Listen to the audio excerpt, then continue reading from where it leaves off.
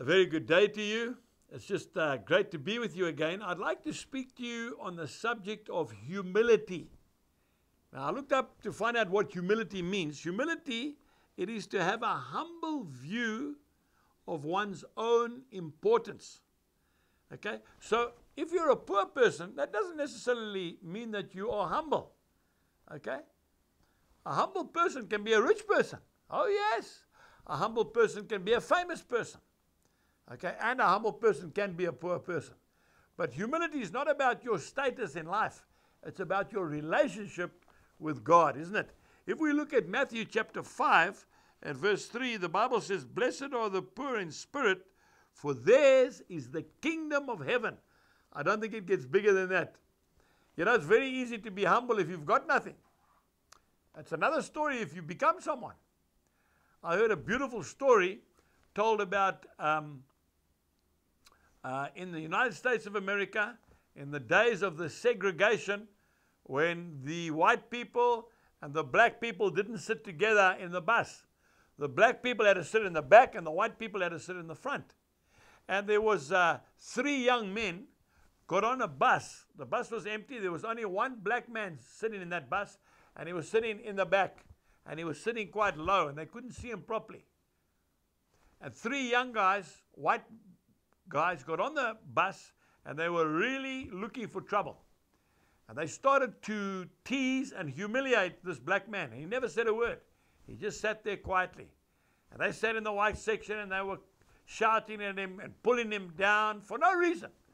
You know, just 3 young white guys, maybe in their early 20s. Then the bus eventually came to a bus stop, and it stopped, and the black man stood up. And when he stood up, he was a giant. Straight away, these 3 young white guys realized they'd picked on the wrong man. And he walked over to them slowly, and he took a card out of his pocket, and he gave it to them, and he turned around, and he got off the bus, and he walked down the street. They looked at the card, and the card said, Joe Louis, boxer. He happened to be the current heavyweight boxing champion of the whole world. And in my humble opinion, probably the greatest boxer of all time. Folks, that is humility. He could have taken those 3 young white guys and given them the hiding of their lives, but he didn't even talk. Just left a card and he walked. That is humility. I want to tell you another story about another heavyweight boxer.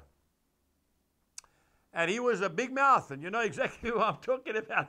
And a great boxer, by the way. Yeah, I'm talking about Muhammad Ali, Cassius Clay, as he was called at the beginning. I'm the greatest. I fly like a butterfly, sting like a bee. That was old Cassius Clay. Muhammad Ali. He was in an aeroplane once, apparently, and the aeroplane got into difficult weather.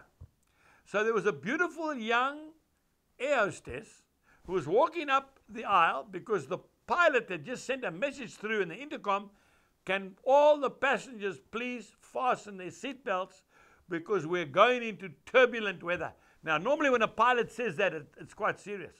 So, of course, everybody was fastening their seatbelts, and this young girl was going up and checking on both sides.